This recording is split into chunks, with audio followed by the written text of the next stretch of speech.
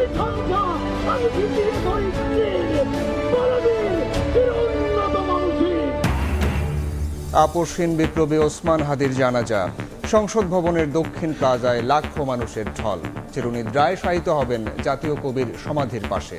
রাষ্ট্রীয় শোক পালন। তার শূন্যতা এটা পূরণ হবে কিনা আমার সন্দেহ। স্বৈরাচার যেন বাংলাদেশে মাথা চাড়াতে না উঠতে পারে, আমরা তার হত্যার বিচার চাই। হাদি ভাই ধ্বংসলীলায় পছন্দ করতেন না, তার সাথে ছিল কনস্ট্রাকটিভ কালচারাল যে ফাইটটা, সেটা। আগামীর যে আত্মমর্যাদা নিয়ে যে বাংলাদেশ দাঁড়ানোর কথা, সেই বাংলাদেশকে তারা টার্গেট করেছে। সুতরাং এই হত্যাকারীদের ব্যাপারে রাষ্ট্রকে সর্বোচ্চ এফোর্ট নিতে হবে। কোনো রকম কোনো জঙ্গি বা নাশকতার কোনো আশঙ্কা আমরা দেখছি না, বাট আমরা সর্বোচ্চ সতর্ক আছি। হাদি হত্যা নিরপেক্ষ তদন্ত ও সহিংসতা থেকে বিরত থাকার আহ্বান জাতিসংঘ মহাসচিবের। দেখছিলেন প্রধান শিরোনাম। দুপুরের সময়ের সঙ্গে আছি আমি সাইফুল রুদ্র। এবার অন্যান্য শীর্ষ সংবাদ। বেগম জিয়ার পাশে 2 সপ্তাহ থেকে লন্ডনের পথে ডাক্তার জুবাইদা। স্বামী তারেক রহমানের সঙ্গে দেশে ফিরবেন 25 ডিসেম্বর। ট্রাভেল পাস পেলেন বিএনপির ভারপ্রাপ্ত চেয়ারম্যান।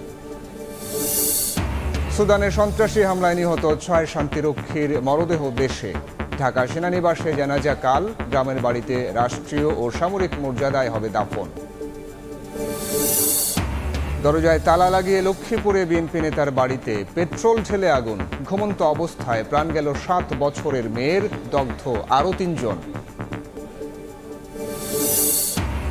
এবং কার্গো ভিলেজে আগুনের 1.5 মাসেও স্বাভাবিক হয়নি পণ্য সরবরাহ। প্রয়োজন মতো মিলছে না প্রবেশ পাস।